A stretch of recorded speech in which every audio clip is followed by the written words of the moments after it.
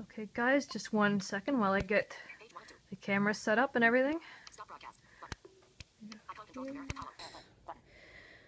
me get this chat window up here. 1 second, folks. Maybe. Okay, there we are. Okay. All right. Excuse me. Hi to everyone who's joining. I'd like to welcome you all to. That is my thing. Is this thing even working? 1 second. Do I have the right camera? I think I might have flipped it around. Hold on 1 second, guys. Okay, it's just the lighting in here. It was playing tricks with my eyes. All right. So yeah, hi guys. Welcome. Excuse me, to another. I guess you'd call it an episode or session of my weekly Periscope broadcasts, answering any and all of your questions about blindness and vision impairment. I am myself legally blind. I do have some vision, and so I can sort of do Periscope, in a somewhat decent way. But my vision is very, very limited, and I'm very well connected within the blind community. And so I feel I'm pretty qualified to answer any kind of questions you may have on blindness and vision impairment. Now, again, I do have a significant vision loss myself, so just if you have any questions, just write them down there in the comments like you would normally. I may miss 1 or 2 of them accidentally, I may not see them or whatever. So if I do miss them, just put them in there again. Put in your question again, and I should see it at some point. If I don't this week, I will get to it next week. I'll look later on at this broadcast more closely, and I'll get to that question next week. If the questions that I missed, I'll get to them next week. Mark Sarge, 33 joined. Hello, Marco Serrano. Hola. So right, yeah, just put your comments down there. It's someone I knew, folks. Put your comments or questions down where the comments are. Now, you may have just heard something was read aloud to me on my phone, right? And it said something like Mark Sarge, whatever the number was, I can't remember, joined. And you probably could have deduced from that my phone actually reads the comments aloud when they come in. Now, well, let me explain that more thoroughly. My speech software on my phone does not read comments aloud automatically when they come in on Periscope. I have to put my finger down there in the general direction on top of a comment for it to read it. So I do have enough vision where I can see when a comment comes in usually, but I have to use my speech software on my phone to use it. I'm just using a standard iPhone, by the way, with accessibility enabled. So, right, I told my mother not to give me a trivia crack notification while I was doing Periscope. That's what just came in. It's a game, for those who don't know, which I've been playing lately on the iPhone. So that will be forever ingrained in the podcast now. Thanks, Mom. Basically, if you have any questions about blindness or vision impairment, getting back to the main topic, do let me know. Just write them in the comments, and I will check on occasion to see if I have any comments down there. As I say, if I miss them this week, I will get to them next week. For folks who haven't been following this before, I also archive these broadcasts on YouTube so that they don't disappear after a day. Excuse me. If you want to see what other podcasts, I guess you call it podcast sessions, Periscope sessions that I do like this are like, you can go to my YouTube channel. I'm at the same username as I am here. And so just type that in and you'll be able to see a playlist called Questions About Blindness, the Periscope sessions, and you can look back at other broadcasts as well. Just so you know, I also do a more demonstrative, less talky kind of podcast called Through My Eyes, and I do a lot more demonstration. As I say, I demonstrate the various technologies I use as a blind person, and I'll use a white cane and things like that. It's more visually, I think, interesting to some people. So if this kind of lecture format is not your cup of tea, go ahead and check on my YouTube channel. Check out the playlist called Through My Eyes. That is my more visual, demonstrative kind of podcast, right? Right. All right. But if you're new here, do stick around. Heart this. Ask questions. Comment. Share. You can even give me suggestions about how I can improve this podcast, or whatever you want to call it, session. I don't even really know what to call it. It's pretty informal, guys. But, so yeah, and what I usually do is while I'm waiting for questions, and they can be about anything blindness related, by the way, feel free to throw them out there. Excuse me. But in the meantime, I usually have some kind of topic. And when I'm doing this topic, again, feel free to continue to ask questions. Just throw it out there at any time, and I'll stop what I'm talking about, and I will answer those questions. We got 4 people. Awesome. I just want to make sure how many people we had. Actually, what I might do is I might do this. As you can hear, my voiceover is reading my things. And so today's topic, in the past I've addressed more general topics about blindness, like the social impediments to blindness, or social difficulties blind people experience interacting with sighted people. 1 week, I think that was last week. 1 week I talked about blindness employment, or the lack of employment. It's actually more the lack of employment among the blind community.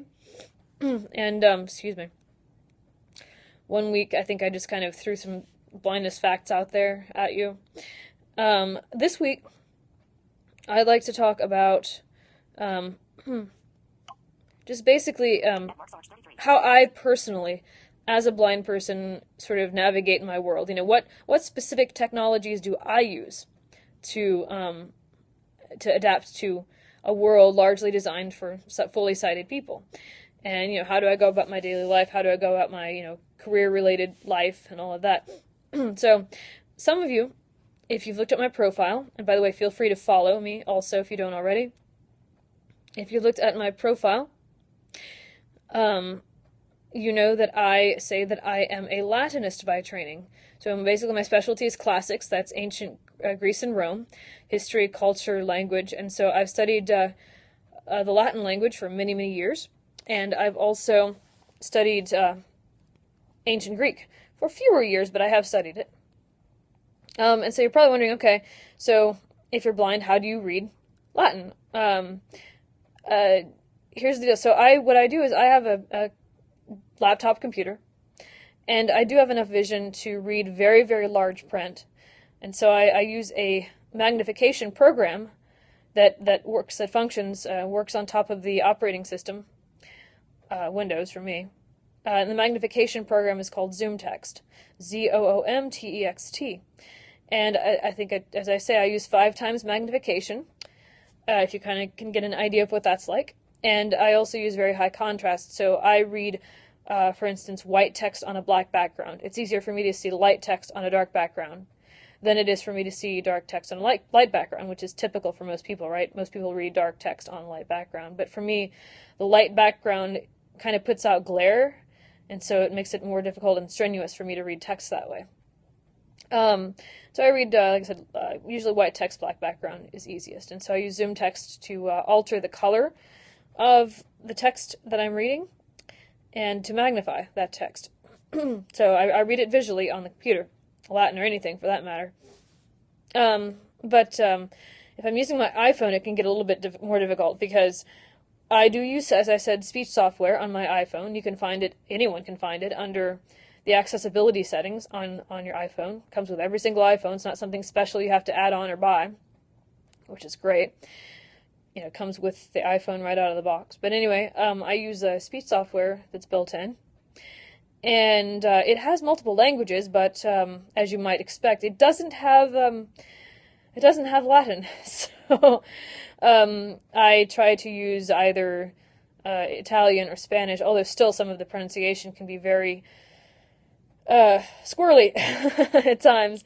So it can be difficult. Sometimes I have to spell out every word, I have to put my speech software in a setting so it spells out every letter. So that can be a little bit inconvenient.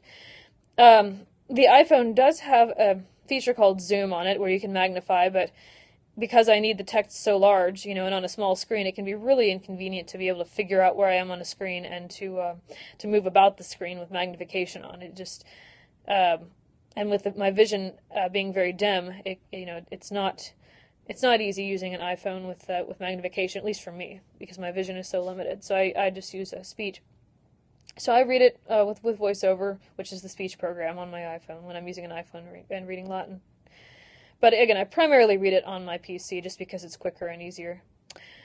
So So yeah, what else? Any questions about that or about any other blindness related subject that you can think of? And again, if I missed you, just go ahead and throw out a question again. If I missed you the first time. Looks like we don't have a lot of folks this time. Had quite a few questions last time and the time before. So, and again, feel free to invite followers. We always need to keep the numbers up. You know, I probably will only continue to do this if I can keep the numbers up. So make sure you invite followers, heart this, and all that. Share it on your Twitter, on your Facebook, and all that. And if we can keep the numbers up steadily, I'll continue to do these. If we can't, I know again, it's just not going to be worth the time really to continue on. So, right. Any other questions on blindness related things? Well, I'm thinking of something else to explain to you guys.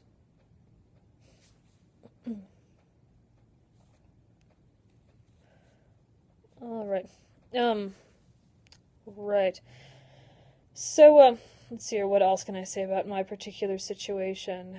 Now, I do have a thing called color deficiency, which is where I see color, but I don't see it quite like everyone else does. So, like, I may see the color black as blue or blue as black. I might see orange as pink or red, or green as blue, blue as green. So, you probably wonder how exactly I put together clothing, right, with my color issues.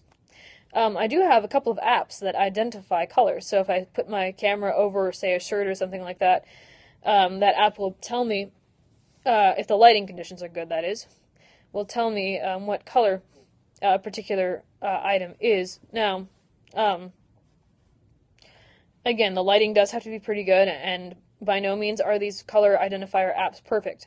But, you know, as I say, color can be an issue for me, but putting together colors is actually not so much, because my eyes still have a sense, I guess, if you want to call it that, of how colors work together, so relative to each other, right? So individual colors are rather difficult, but if I say I put one color up next to another and compare them, my eyes can sort of detect that the relative color and contrast and the differences, so that's not so much of an issue with clothing in that regard. So there you have it. Apps have really done a lot, and you know, also pieces of hardware, you know, in terms of technology, to assist blind people like myself in their daily lives.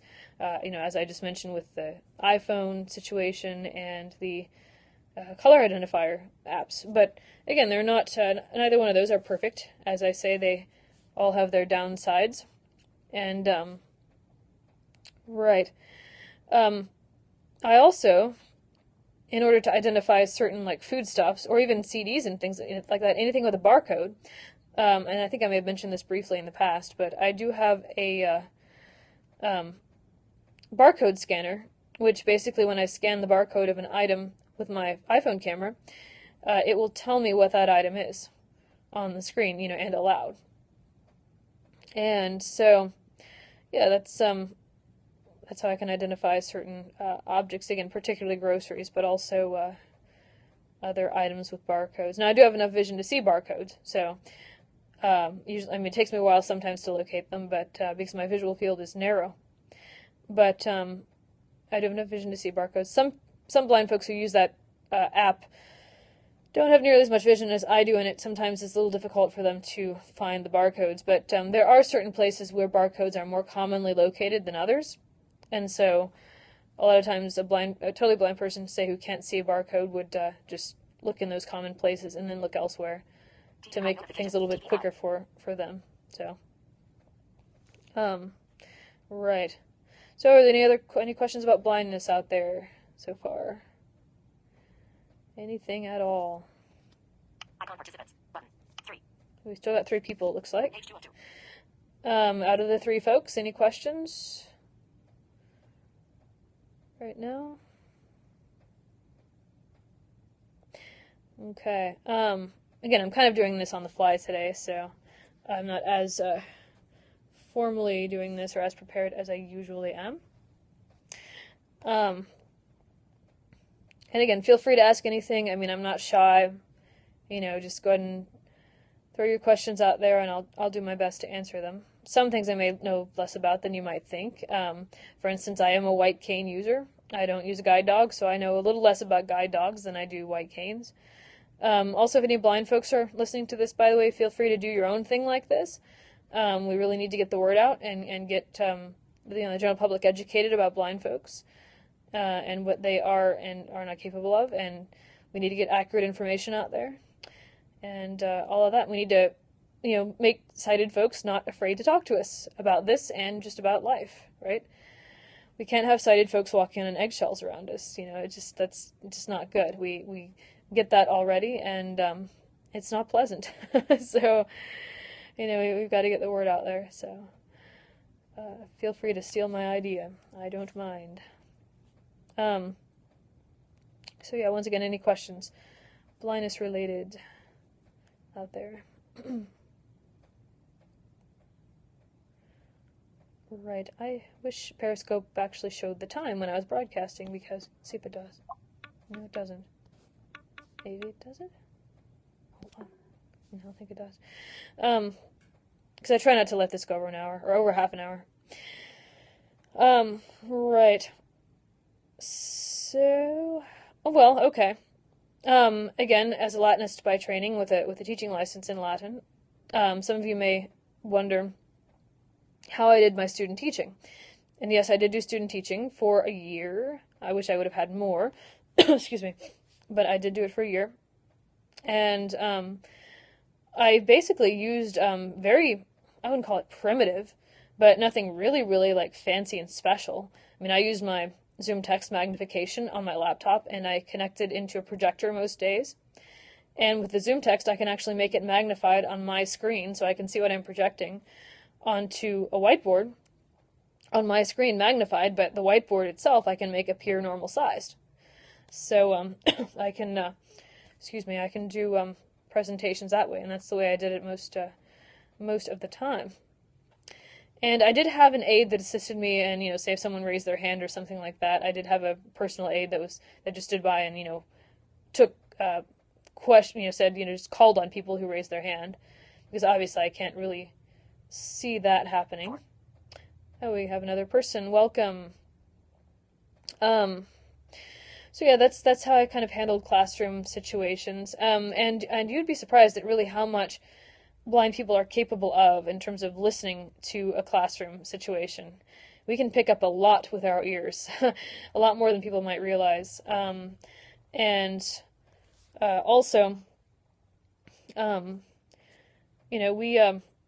well, some of us have more vision than others. As I said, I do have some vision that I can use, and so we use the vision that we have also to supplement our other senses.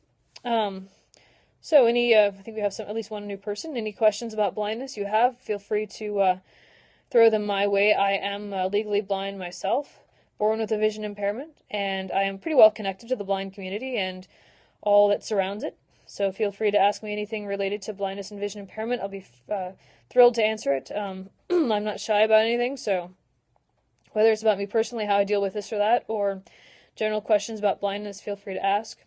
Just put them in the comments down there, and I will get to them. I do use a speech program, text-to-speech program, to read the comments, and so I'll be able to hear them when they come in. I explained that in a little more detail when I first brought this Periscope to commencement. About, I don't know how long it's about 15 minutes ago. By the way, folks, I do this every Thursday, same time, 5:30 p.m. Eastern Time. At Mark Sarge 33, if you use KNFB Reader, can you share to us your experience? Right, okay, so yeah, I'll get to that in a minute, Marco. So yeah, I do this every Thursday, and 5:30 p.m. Eastern, and again, it's usually about a half an hour. So again, share your, share this with friends, and heart this and promote it. We need to keep the numbers up, so that we can continue this good work together, right? Yeah, KNFB Reader. Now I'm going to have to explain that, especially if there are sighted people that are here. There is an app out there called KNFB Reader, which basically you put a document under your phone, and you take a picture of it, and you scan it, and it converts that visual image of the document to text.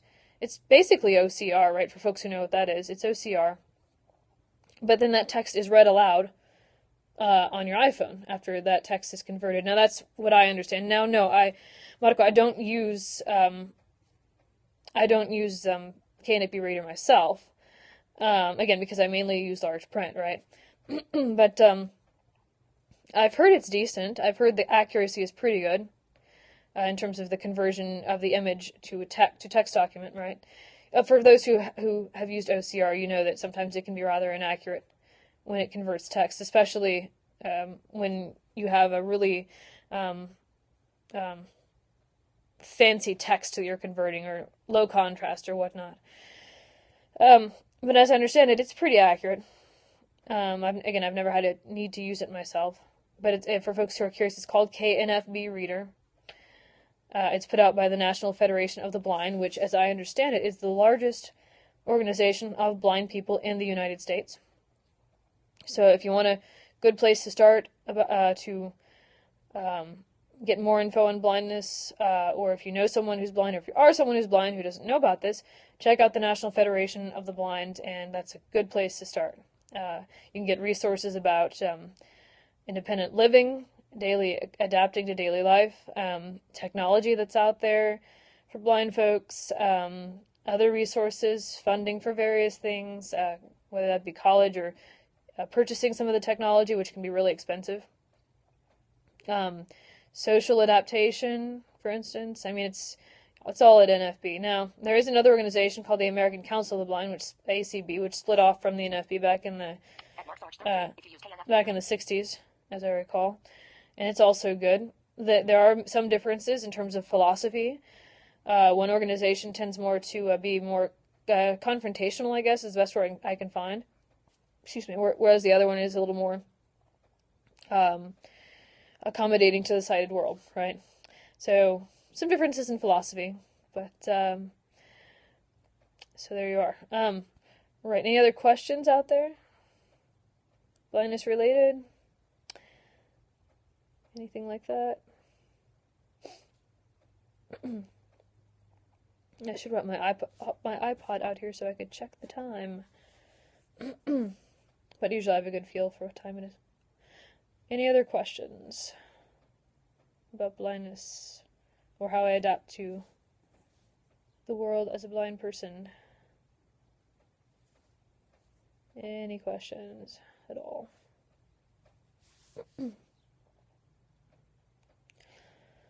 All right. See, I already talked about the color stuff, the identifying groceries, reading documents.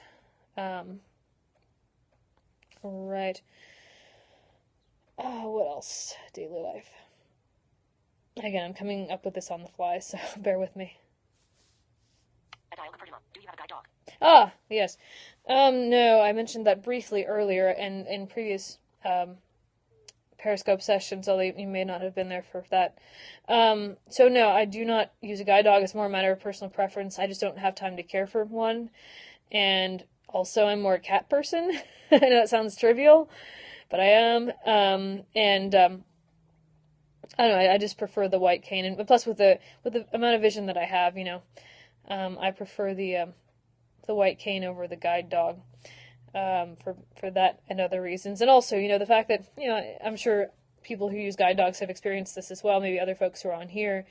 A lot of times when you have a guide dog, people will interact with you differently. The first thing they'll notice is the dog and not you. And a lot of times they'll pay attention only to your dog and not to you. And that can be a little bit annoying, to put it mildly. And so, yeah, for these and other reasons, I don't use a guide dog. I just use a white cane. Excuse me. So yeah, if that makes sense. And again, for most blind people, it is really a matter of personal preference, which one you use. There is some controversy as to which one is better, which one isn't, for various reasons within the blind community, but, I don't know, I think it just depends on, again, personal taste and personal preference and level of vision and what you want out of life and all that sort of thing, It's very individual, I think. So, Any other questions? Again, feel free to heart this, to like it, share it with your followers, share it on Twitter, Facebook, wherever you have your social media presence, and follow me if you would like to get notifications of future blindness Periscope sessions and also other Periscope things I do on here. Feel free to follow. I do less weighty things as well, more fun Periscopes on occasion.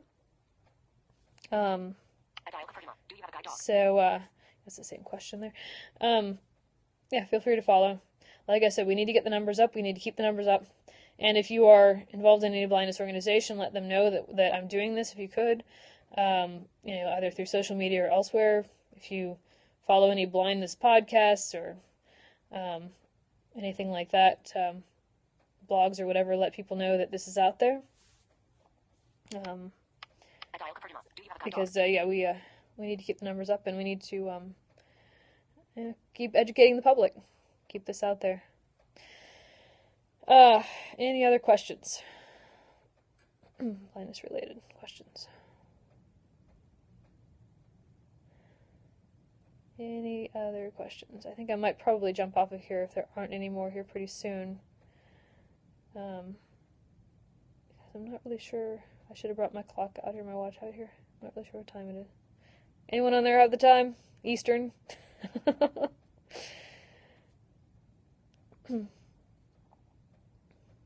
So, right.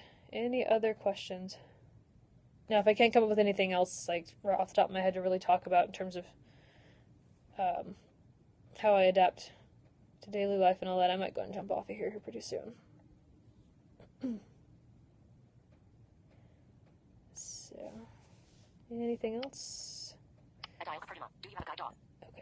Okay. My speech software, the very last comment that comes up just stays down there for my speech software. So, like, if I don't get any new comments when I put my finger in that area, it'll just read the last one.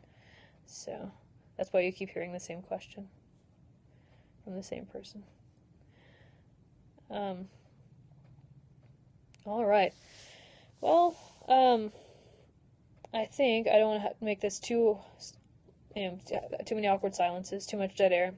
So I'm going to give you one last call for any questions about blindness you may have, and if not, I'm going to jump off of here. So any final questions about anything I've said so far, or about completely different blindness related topic? Any other final questions? All right. And again, if you have any suggestions about how I can improve this Periscope session, feel free to let me know, either on here, or you can comment on one of my YouTube videos of this, or you can tweet me. I'm, of course, at the same username here as I am on Twitter, so feel free to follow me on Twitter.